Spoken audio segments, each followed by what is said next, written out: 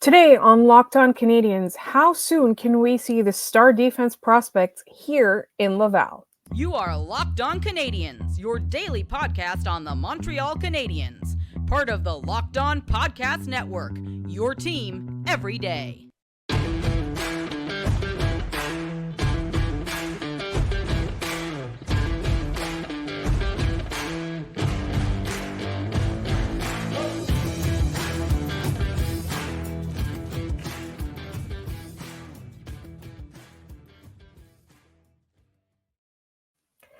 Hi there, everyone, and welcome to episode 1019 of your first listen of the day every day. We are free and available wherever you get your podcasts, as well as on YouTube. Today's episode is brought to you by Sleeper. Download the Sleeper app and use promo code LOCKEDONNHL to get up to a $100 match on your first deposit. Terms and conditions apply. See Sleeper's terms of use for details. My name is Laura Sab, also known as The Active Stick, and I'm joined as always by the wonderful Scott Matlove, Habs Eyes on the Prize.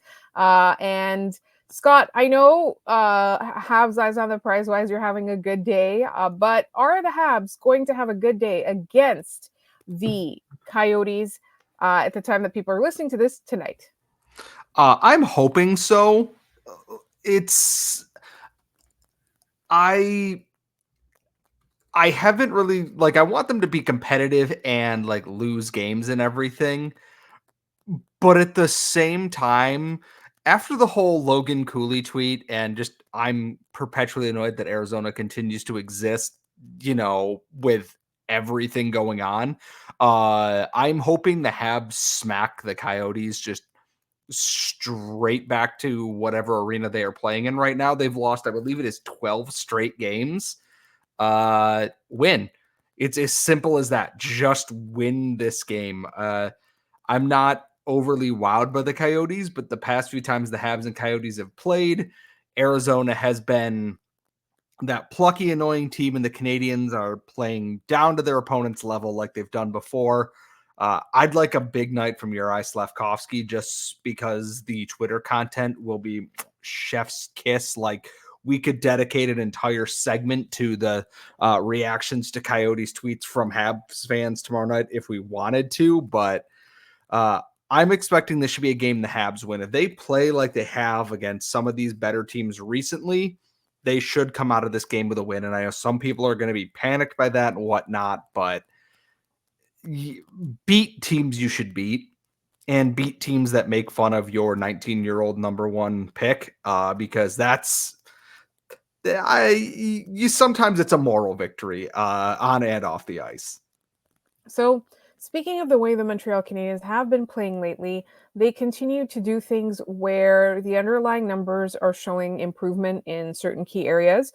The glaring deficiencies are still glaring deficiencies, but in the case of the power play, it's slowly getting better. And I did want to do a little bit of a deeper dive into some things. So this week for the Friday mailbag, Scott will not be here. Scott has some other obligations. He promises not to jump in front of a bus. And I will have special guest Andrew Berkshire with me. So please send us your mailbag questions. And I want to talk a little bit about, how the Canadiens have been playing better and the underlying numbers and those indications. But please send over any questions that you might have for special guest Andrew Berkshire, who will be joining me for the Friday episode. Please send them to us before Thursday. All right, sorry, back to the Coyotes. Scott, is there anything the Coyotes are good at? Having insane Twitter meltdowns, apparently. I'm actually kind of looking up their numbers right now. I'm going to take a look at the team stats here. For everyone wondering, they are currently 28th in the NHL with 51 points. They have one game in hand on the Canadiens, who have 52 points. Let's take a look at the power play percentage, and let's see, where does Arizona pop up here? Where are you, Arizona? Wow, they are 16, so they are right around the Canadiens. They clock in at 22% on the power play. They are also one of the more poor teams in terms of penalty killing. They are in the bottom third for that as well, which should mean, you might be able to score some goals in that situation, but we know the Montreal Canadiens are who they are, and they will not make it easy on themselves. For Arizona, I know Connor Ingram's been their kind of like big surprise in net this year. Karel Vejmelka has also been one of their who was in the past, but I think he's battled some injuries. I haven't actually had a chance to take a look at their stats and everything yet. And team stats here. Let's see here. Their team is led by Clayton Keller, 52 points in 57 games. And then it drops off drastically. Matthias Michelli has 38 points in 57 games.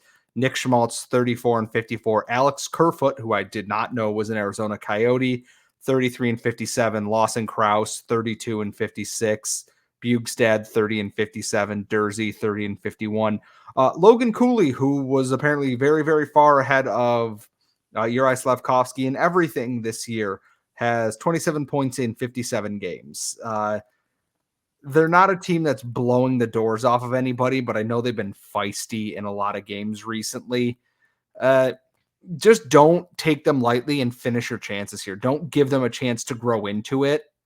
Is I think the biggest thing, because we've seen it in this, and we've seen it with the Canadiens, is that sometimes it, as good as you are, any team can beat you on any given night. And Arizona has lost.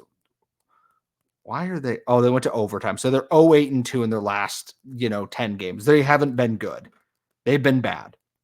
This is the game the Canadiens should win. And I think there's a little extra motivation. I know they all probably saw that Logan Cooley tweet from the Coyotes. And I know players don't take disrespect well. There's probably some money on the board for this one.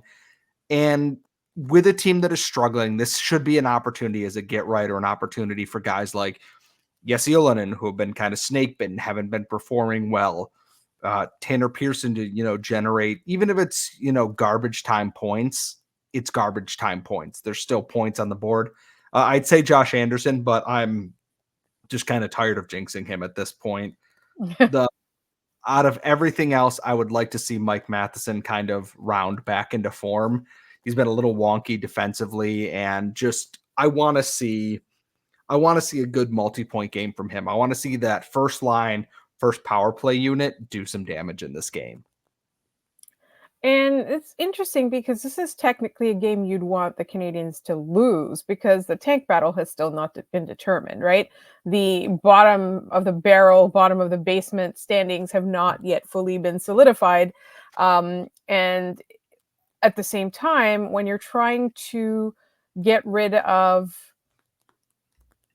That was so mean what I just said. I was going to say at the same time, while you're trying to get rid of Josh Anderson.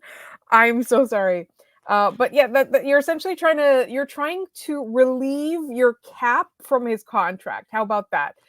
You really want to see him get going, because as Scott and I were talking, like, it does feel like kind of a hopeless exercise to try and trade him. We are a couple weeks away from the trade deadline, and we're going to do a live episode after the trade deadline. We'll talk about that later this week. But at the same time, we've had a lot of people responding to our episode where we talked about Josh Anderson not being able to get it going, about how about salary retention. Now, I do think that there's a lot of stock to be put in the fact that you might not want to lose your last retention spot on Josh Anderson. There might be more productive ways to do that, but I would really like to see him get going, because it would help his confidence, and at the very least, make him a little bit more of a productive player, and maybe build his way to being a more attractive trade prospect in the off season, even though there is still time left on his contract.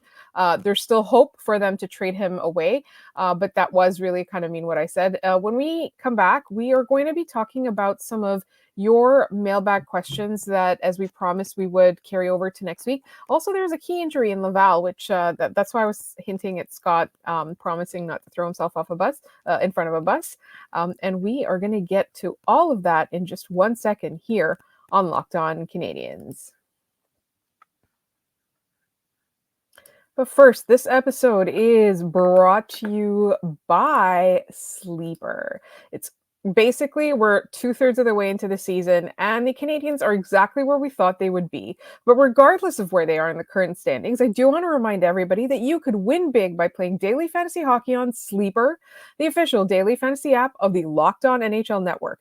Sleeper is our number one choice for daily fantasy sports and especially daily fantasy hockey because with Sleeper, you can win 100 times your cash in daily fantasy hockey contests. And honestly, there's just so much to love about the app. You can play daily fantasy NFL, NBA, MLB, even college football when it's in season, and all of this on Sleeper. It's so easy to connect with other fans, and it's just simply too easy to use. And all you have to do is you got to pick some players and then you have to predict whether they will record more or less than their sleeper projections for things like goals, assists, saves, plus minus, and more in a given game. And to win 100 times your cash on Sleeper, you need to correctly predict the outcome of 8 player stats. You've heard me, Canadian fans, you can win 100 times your money by playing daily fantasy hockey with Sleeper. So start paying attention and nail your picks so you can start winning. Promo code LOCKEDONNHL and you'll get up to a $100 match on your first deposit. Terms and conditions apply. That's code LOCKEDONNHL. See Sleeper's terms of use for details and locational availability.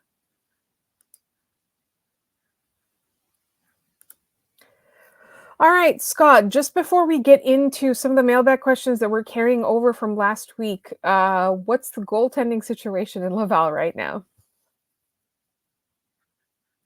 Well, it's not great. As everyone who listened to yesterday's episode realized, the Rocket didn't exactly help their goaltending out over the weekend. Jakub Dobich ended up having to play parts of both games because Kazimir Kaskisuo was pulled on Saturday, and as of today, that looked to be injury-related, not performance-related. He suffered a lower body injury and is listed as week-to-week Strauss-Mann, who was sent down to the ECHL, which I believe he went 1-1 over the weekend with the Lions, has been recalled. He will be the backup to Jakub Dobich there. Basically, though, this leaves the Rocket again where they were before Kaskisuo got here, is that they don't have a veteran backup goaltender, and Mann was not really doing the job they needed of him as the, I guess, the 1B to Jakub Dobich's 1A in Laval, and there's not a whole lot of time left in the season here. Like I said yesterday, the Rocket are 5 points out of a playoff spot.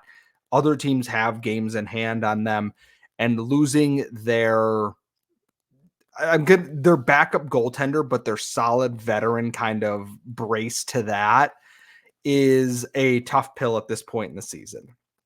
This is a team that looked like they were really charging on for a playoff spot. They were up to the top 3 in the division, and the wheels kind of fell off between injuries and lack of consistency, and losing Kazimir Kaskisuo for at least probably 2 weeks here, with them going on the road this week and then nothing but divisional rivals is just the story of the season in the Montreal Canadiens organization. It's just more and more bad luck over and over and over again here. Hopefully it's not too serious. I think he's done a really good job backing up Jakub Dobich this season, so hopefully not too long. But that is the latest there. There's not really much else to report. We will probably get some bodies around the trade deadline, which, like I said, when we do our live show, we will keep you abreast of everything on that. And so we are going to move to our mailbag question now. And this is why, so Scott said that he was going to throw himself off a bus, and I'm like constantly... I only said that in our text message. I didn't say that online. So you're telling everybody that I was going to throw myself in front of a bus. It's just if anybody sees you walking near a sidewalk to like get between you and the bus is all I'm saying. I just, old Scott used to threaten to set himself on fire. New Scott is now threatening to jump in front of a bus. And then I often threaten to throw myself off a cliff. But what we are going to do is none of those things, and we're going to get to our mailbag question. So our good friend Adam, who we hadn't heard from in a while, is back with a great question because we were talking about Xhekaj. We were talking about whether or not Martin St. Louis likes him or not. Adam wants us to elaborate a little bit more on that. So let me read the question. Huge Xhekaj fan here. I've argued for a while and with plenty of frustration that Arber needs to play more minutes to get into his groove and shine on the ice, mentally and physically. Every time his leash is shortened, it shows in his play. When he gets to play, he becomes more and more effective out there. He was amazing in Washington and second in minutes against Pittsburgh with an even plus minus, while Matheson was on for all 4 goals against. And Matheson was the first in ice time.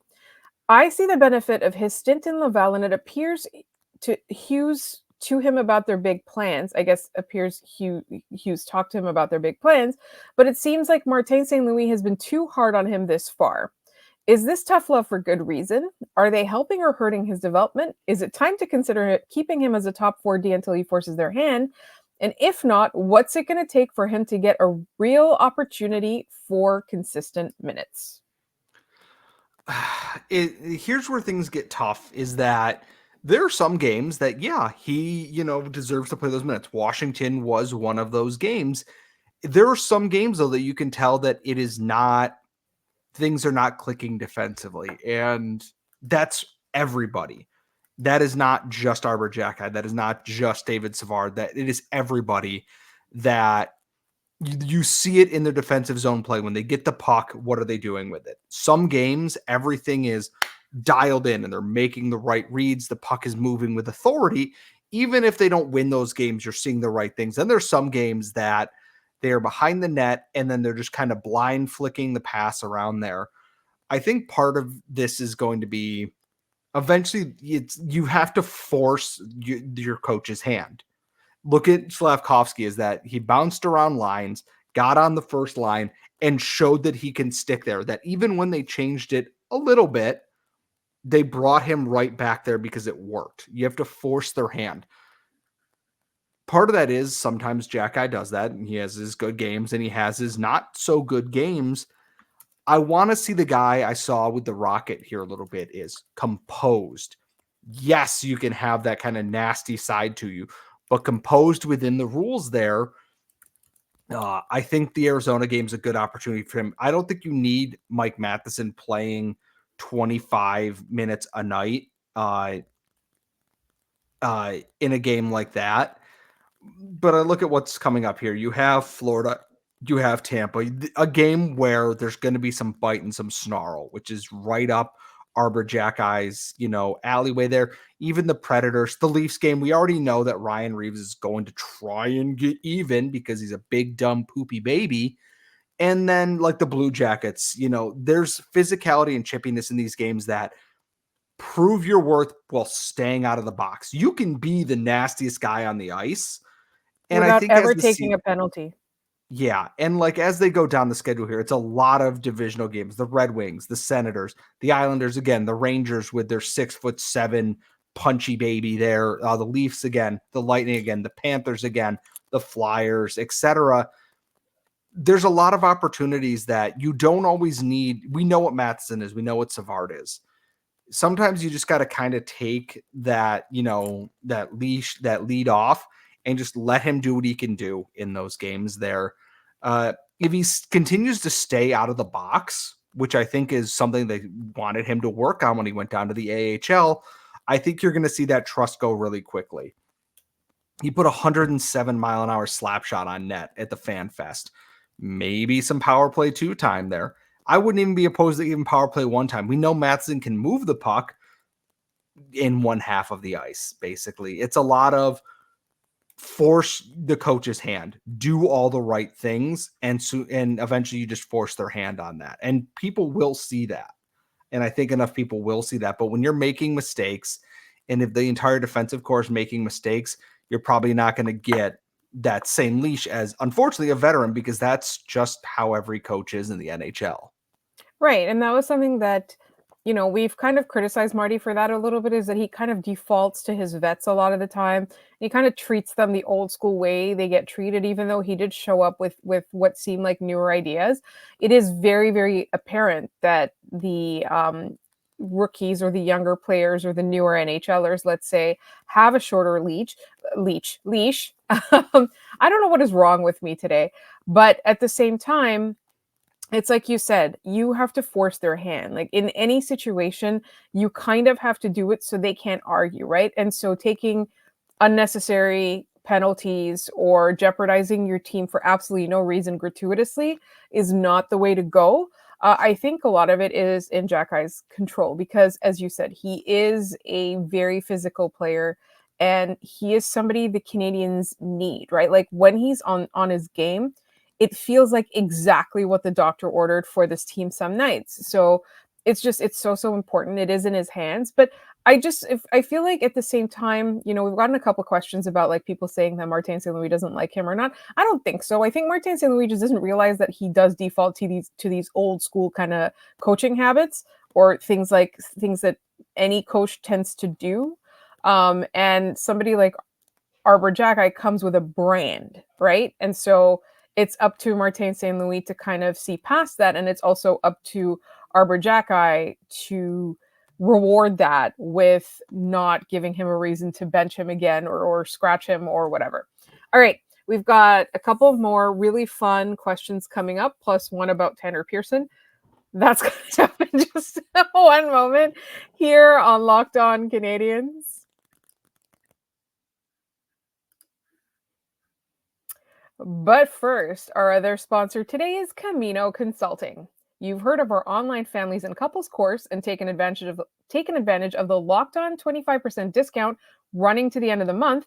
But what about the live seminars? In both sport and business, the challenge in differentiating candidates and recruits is an endless battle.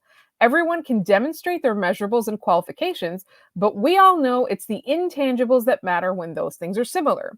Contact Camino Consulting for their team and management seminars to get a peek behind the curtain and watch your next recruiting class or hiring group become one of the most effective you've ever seen, both because you identified the right candidates and because you've learned how to communicate and motivate them in accord with their own preferences.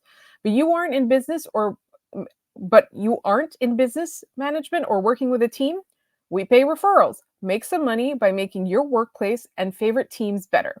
Every group works together better at the end of year one than week one. So contact Camino Consulting at caminoconsulting.ca and get on the fast track to understanding.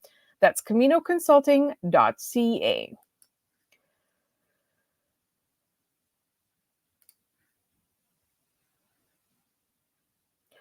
All right. I just want to make it clear that our listener that asked the Tanner Pearson question is a good friend and is fun. It's just the question itself is not fun for me because I think I know what the answer Scott's going to come up with is, but I'm just going to ask it anyway, and then we're going to get into Tanner Pearson. Hi, guys. This is from our good friend Daniel H., who we love and really, really appreciate. What are your thoughts on Tanner Pearson's performance this year? I feel that his injury somewhat derailed his season, and I feel that he deserves another one-year deal next year. So, personally for me, whether or not his injuries derail the season or not, I just feel like there's so many other guys that you could give a one-year deal to. With all due respect to Tanner Pearson and in the nicest way possible, no. I do think the injury kind of put a snag in his season. Then Sean Monahan was traded, and then everybody got hurt. And Monahan's playing up a line where they had the three old dudes line, which was clicking along at a decent pace and like an exploitation spot there. Fancy? No, but in a way that worked for this team. I still think that we'll give you a 6th round pick and an AHL player for Tanner Pearson, and Kent Hughes goes done and out the door at that point. You have a spot for a guy like, I was going to say Alex Duke, but Joshua Watt to stay full-time. You can call up someone like Sean Farrell or Elias Anderson, Xavier Simoneau if you want, and kind of start seeing where some of these younger guys fit. 'Cause as we talked about with the Rocket, if they're not going to make the playoffs here, your best bet is going to be, hey, let's give some of these guys on NHL contracts some time and see what we've got here. Obviously, not all at once. All things considered, you have a limited number of call up or actual recalls to make after the deadline. I believe it's 3 that you were allowed after the trade deadline. It's it's no disrespect to Tanner Pearson, but I think there are other names in free agency that if you're going to look for like a veteran bottom six guy, you're going to find somebody other than Tanner Pearson at this point. I know that getting anything for Casey DeSmith after the Jeff Petrie deal was nice, but I see no reason to bring him back unless it's like dirt cheap and he's a 13th forward. I don't really see the reason for it next season, to be honest. All right, so then we've got a couple questions that I'm really excited to dive into. This comes from Joel H. Considering Hutson and Reinbacher could potentially be the Habs' future number 1 and 2, do you think it would make sense to let them stew and build chemistry together next season playing a full year in Laval? Let's be honest, the 24-25 season for the Habs will be better yet, but still not Stanley Cup contenders or playoff contenders, so why not take a page from the Kent Hughes playbook and be patient for one more year? In 2025-2026, when these guys are ready, Hutson and Reinbacher can jump in. Habs can then make a big signing or trade, and their prospects like Roy, I don't know why it was starting to say Roy and then Raw, Machar and company are also ready to hit their next level. Let's effing go. And this is Joel from PEI. So what are your thoughts, Scott? Because we did kind of talk about like who are the players we're going to see here soonest. I want to see these guys in Laval, and I want to see them play together, and I want to see them play together for a full year, but could it happen? I think Lane Hutson's going to get every chance, and I think Reinbacher will too, and they will make the tough decision of, hey, maybe, you are Jaden Struble and Hutson or Reinbacher had a better camp than you. You're going to play in Laval for another season. I